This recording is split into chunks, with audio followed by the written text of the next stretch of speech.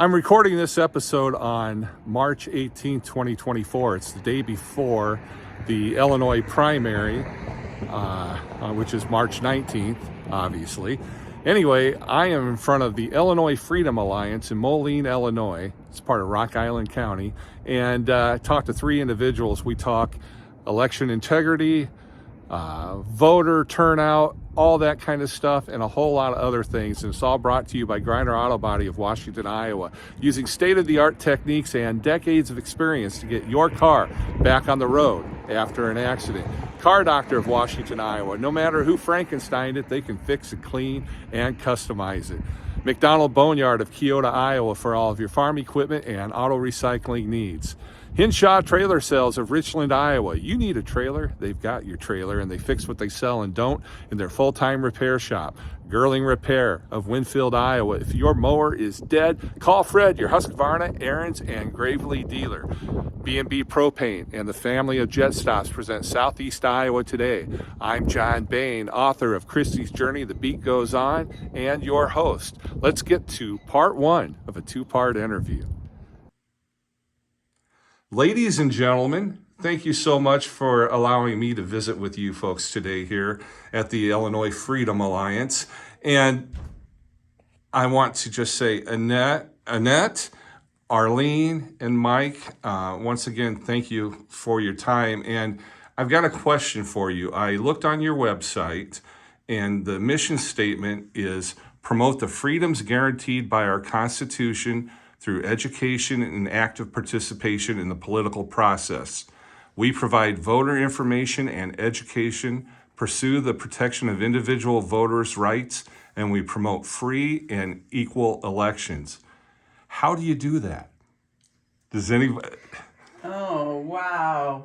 That fills our days, Monday through Friday, that's for sure. That's for sure.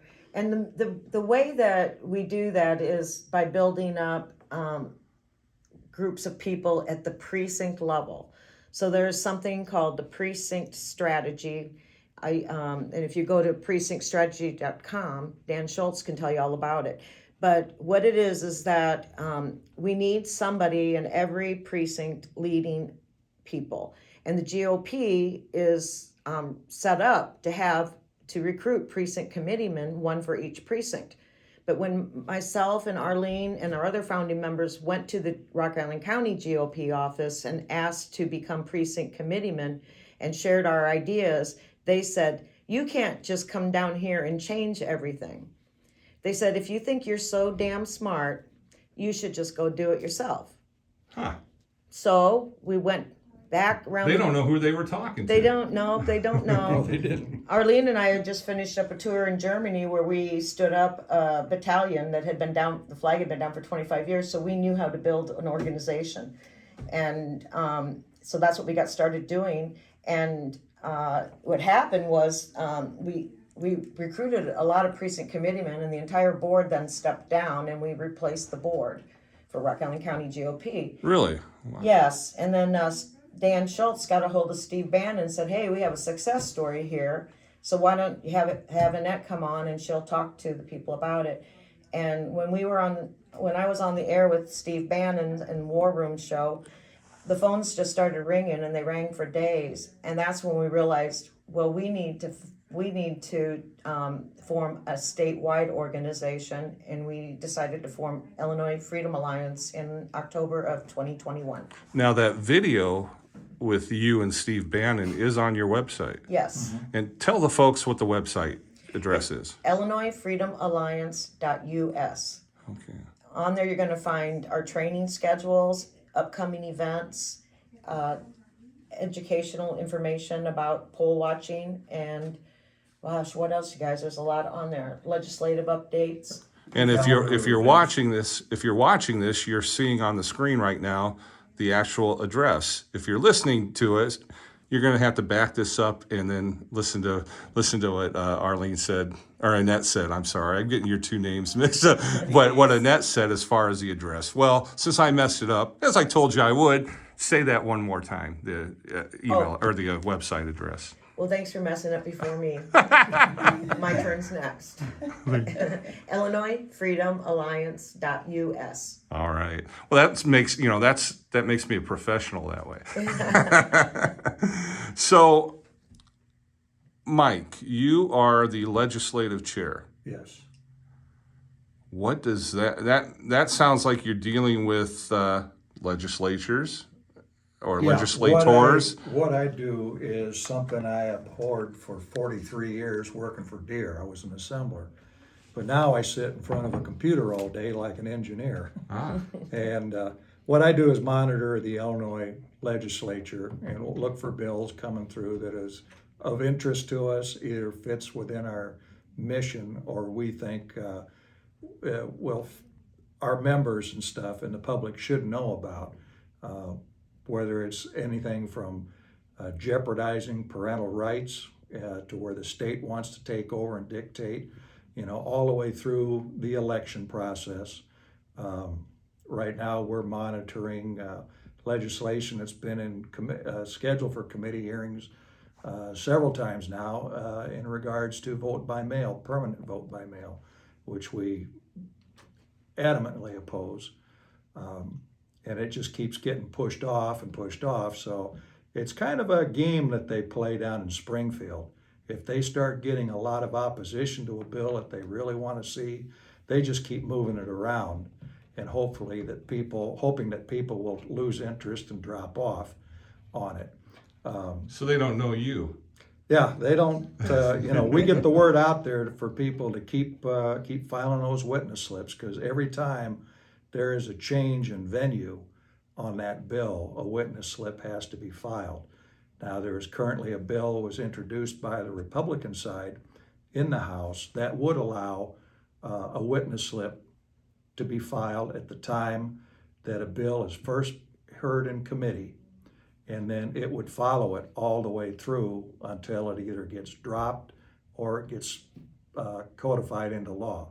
That'd be a lot simpler to do things that way, and it's really how it should be done. What is exactly a witness slip? A witness slip is a form that's filled out. You provide your name, your address.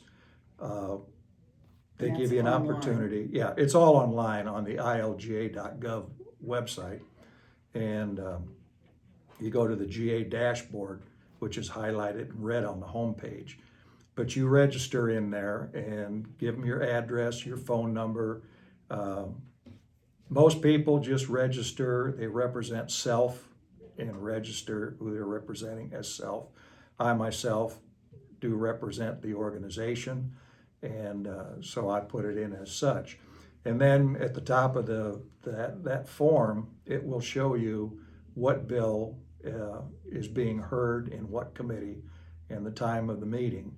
And then you can go down, once you've read the synopsis of the bill, and you can even go from the synopsis and look into the actual bill and see where that's going to be put in. And then, so you get the whole picture of the whole thing, not just a little snippet of it. And once you do that, then you come back to your witness slip. And then it gives you the opportunity whether you want to be a proponent of that bill, an opponent of that bill, or you have a third option, which is no position based on merit. We do file witness slips under that thing because that area, because there are some bills that are just, the way they're written don't make sense. And you can agree with part of it, but you disagree with another part of it. And usually through the rules, committee hearings and stuff, that's where they kind of flesh out these bills. A legislator will drop a bill, have it written up, and drop it on the floor, and then it gets assigned to any one of a number of committees where it would fit into. And it's there in those committee meetings where they have do a question and answer period, maybe look at some changes, some amendments to it. Amendments can also be made on the House floor or the Senate floor. And come back, and anytime an amendment is made, then everything's got to go back to committee again. So it's a long, involved process on it. And then down, one more thing that you have to do on the witness slip, the next line down, You can indicate if you want to do an oral presentation, which you have to be at the State House for that, the Capitol. They also have a written commentary that you can put in, or you can just click the tab Record of Appearance that shows that you've read it, you've looked through it, and you wish to put your opinion in the form of the witness slip. And then you just click on Send a Witness Slip, and it goes down to the ILGA website, and they tabulate all that stuff. And throughout that whole witness GA dashboard, they will send you back information that they have received your witness slip. You can keep that on file in your email, however you want to do it. And Now, is that more effective than a regular email to your representative? it's a quick way of getting your thing in, still the best way to do things, I've always felt. Emails are the way a lot of things are done today. A lot of people do things. I think a handwritten letter is still the most effective, from that standpoint, and mail it in. Calling to their representatives' district offices is very effective on there, and especially if they're on the floor, if they're in session and stuff, and you want to drive a point home, you can call their district offices, and the staffers there generally will send a text message right to the legislator that they will see while they're on the floor. They're like, hey, we're getting a lot of calls. Yeah, it does allow them You to better do that. slow down. Yeah.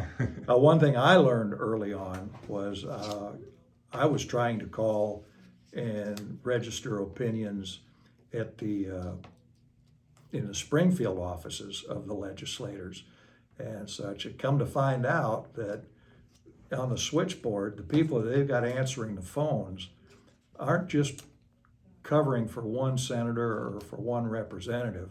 They've got a multitude so they have no time to really talk. Right. And everything, because they're constantly answering phones coming in and out. So they've always suggested as well to call their district office. And sign up for our emails on your website, because Mike lets me know when we need to do a call to action on any piece of legislation. And I'll send out the email, and it will have all the links you need just to click and submit that.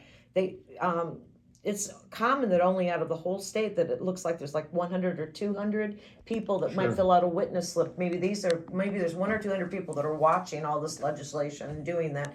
But when we send out a call to action, we may get not just Illinois Freedom Alliance, but the other grassroots groups are sharing with their followers, their groups. There's a lot of grassroots groups in Illinois that are really effective, but we'll get 2,500 in just a couple hours. Wow. So, Yeah, and that that's just, multiplies. and as all of our email lists grow, and you also see it on our social media sites, because we're sharing that across social media too. It's very And Mike's effective. having some regular meetings on what's going on in Illinois legislation.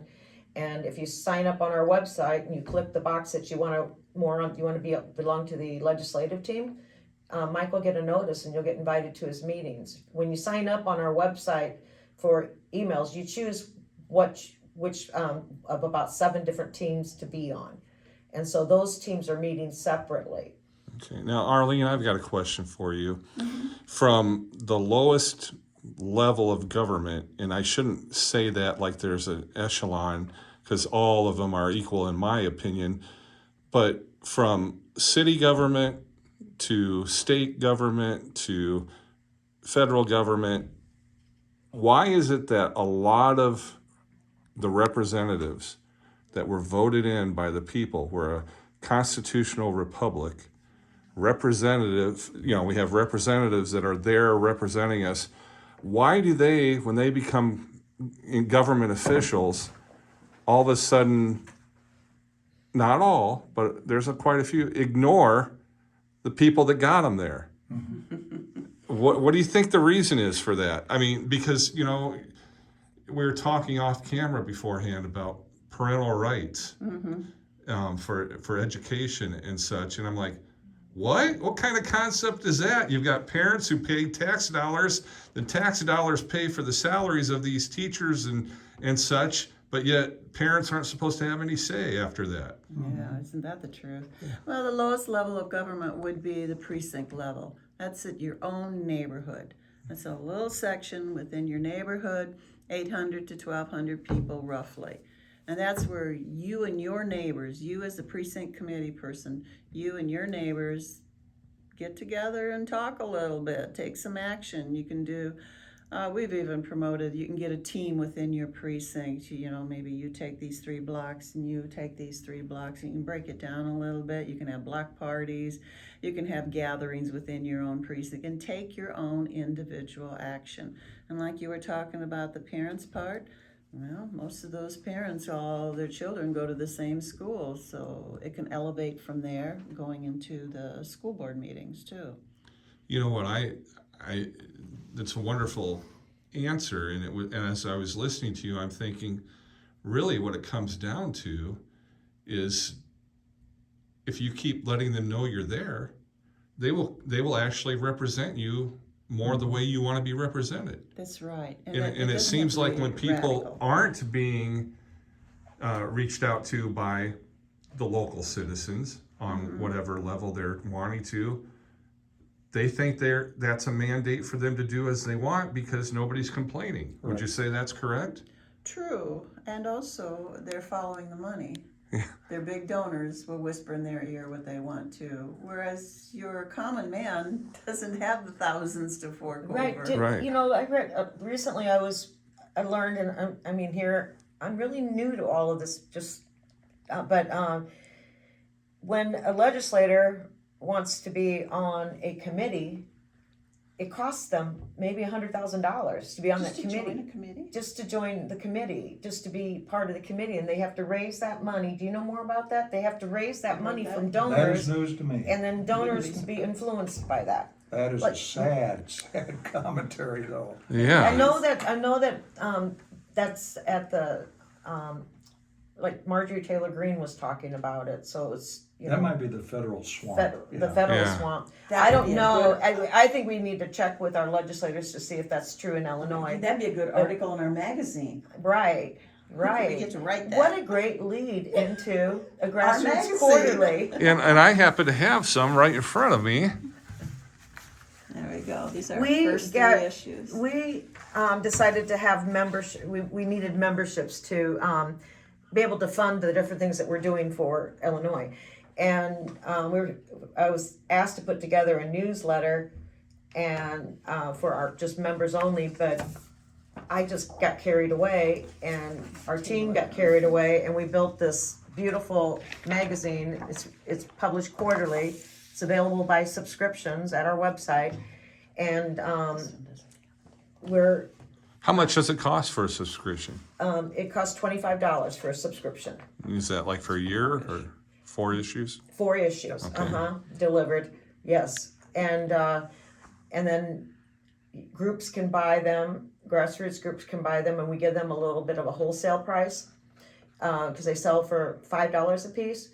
But that way the group can sell the magazines and actually make a little bit of money to maybe pay for coffee that night or something like that. So they can buy bundles of them from us as well. Would you, Annette, happen to know how many subscribers you have? Around 150. 150 folks that are getting this, right? Right. This is only our third issue, but we distribute. Our readership is around 4,500 because we pass them out at grassroots groups meetings too. So. Wow. That's amazing. I when you showed those to me before we went on camera, I'm like, man, these are nice. It's a good quality is. print, and I mean, so folks, if you do that, you're really getting something, and they're beautiful covers. I mean, my goodness. We're voting on the one for the 4th of July now. We've got a couple options out there. summer edition. The summer, the summer edition is going to be really, really cool too. But what was happening to us is that we have great information to share, but our social media sites weren't growing any. We're shadow banned, and so we decided that we're gonna distribute this. This is information that would get squashed or shadow banned on social So, media. so what does But it's- shadow banned mean? It means that your post is up there, but no one's seeing it. So whoever, like if you're on Facebook or, Yeah. I don't think, probably not so much on X, formerly Twitter anymore. I don't know. I got kicked off X like 3 years ago, and I can't get back on. That was before Elon though, right? Yeah, no, I've tried since Elon came back. Oh, wow. Yeah, and all I did was share great memes. I'll be darned. Yeah, those memes, a lot of those memes are just too close to the truth for some people. That's what we get to do with the magazine is it's truth. Yeah. It's our truth. We research and the writers. Mike's the writer in the issue in the magazine. John Boss from Guns Save Lives is contributing. We've had who else is Nancy Hayes. Nancy Nancy Hayes Hayes is a as our great writer. editor in chief. Election integrity. And she's our election I know integrity that. chairwoman, and she's part of our Wednesday night training series. We've got a little break now setting up for the summer plan, but we have Nancy Hayes as the editor, and she is an excellent follow the money type of person. She looks into every organization and comes up with just some be careful here or there, but what else? Let's see this one. And more education we have is how to be a poll watcher. Tomorrow is election day. Yeah, we're Yeah. recording this on Monday, March 18th, 2024. Tomorrow, March 19th, is the Illinois primary. So how does that work as far as, As a poll watcher, yeah, you go into the poll watcher site and you need credentials, which is signed by either the party or a candidate or an organization, a political organization, and present your credentials. I'm authorized to be here. And you merely watch the process. It's like the same education that a voter election judge would have. So you know how they're processing, if you just watch that they're doing everything correctly, you don't butt in, you don't stand in their way, you don't interfere with anything. do you have like a notepad and take notes? Oh yeah, notepad, take notes. You can also file affidavits with your county, etc. And then you folks here We have training for that. at Illinois Freedom Alliance, you train people what to look for, because everything can just look great, and there could be some shenanigans going on. Right, and the training on Wednesday night's free. It's a Zoom meeting. It's a Zoom meeting. There's a lot of discussion that goes around the room too. Okay. Now, one thing that I've noticed, because I'm an older guy now, I have more time on my hands. When I was working 40 plus hours a week for 30 plus years, I didn't have time to do the things that you folks are training people to do. Are you finding you're getting people, do you get the working folks that are working, like I said, described full time? Or are you getting more folks that have more time on their hands and they've still got lots of energy and contribute to society? And it's like, hey, I didn't have time before. Now I'm doing this. That's me. Yeah, by and large, that's what we do have is retirees, older people, some that have been doing it for years, for that matter. I've gotten into serving as an election judge as well, and this will be my fourth election cycle being involved with that way of it. So when you're working 40 plus hours a week, it is tough. One way to get around that, and also to help with election integrity, is if we would get, and Illinois has a state holiday for election days, but it only really affects the government workers, does not affect private industry. But that would be a thing to do not only on the state level, but on the national level. And once you would have a day off, there, I think we would see more people taking and participating in the election process. Not only more people voting day of, which is what it's intended for, but I think you'd also have more eyes on the balloting. And that is something that Vivek Ramaswamy Yep. still promotes, even though he's no longer running yeah. for president, but he was doing Yes. that Anytime I saw him in person, that was one of the things he talked about and continues to talk about online. I mean, to me, it just makes sense. Why not? I mean, elections that's the main underscore of freedom Yes. in our country that separates us a lot of times from the rest of the world. Now, the last several elections, there's all these things about rigged elections and all of mail-in that. ballots. And, Yeah. I mean, if you wouldn't if you wouldn't put your grandchild's birthday card in the mail with $20 in it because you don't know if it's going to get there, why are you dropping your ballot in the mailbox? Something so And sacred. it's our country. If we don't show up at the polling place on election day, we're going to lose our country. There's nothing that's going to stop that from happening. And there's the GOP has a big push out there called Bank Your Vote. They say that that's going to get more ballots across the finish line. But what they don't understand, and we've met with the state board of elections, that they don't understand is that every one of them they drop in the mailbox has now it has no chain of custody from there on. Anything can happen to that ballot. The Postal Service, it goes, you know how many hands a ballot changes Undelivered. goes through. There's no chain of custody. Your ballot should not be out. It should go directly from your hands to your precinct, your voting center, the people you know, the people in your neighborhood. You hand that to them. They can count it right there and there, right then and there, if we can go to return to hand counting. And we have examples, God bless the postal system. I'm not going to knock it too much in my next statement, but we just had in January 2 of the biggest snowstorms we've had in years.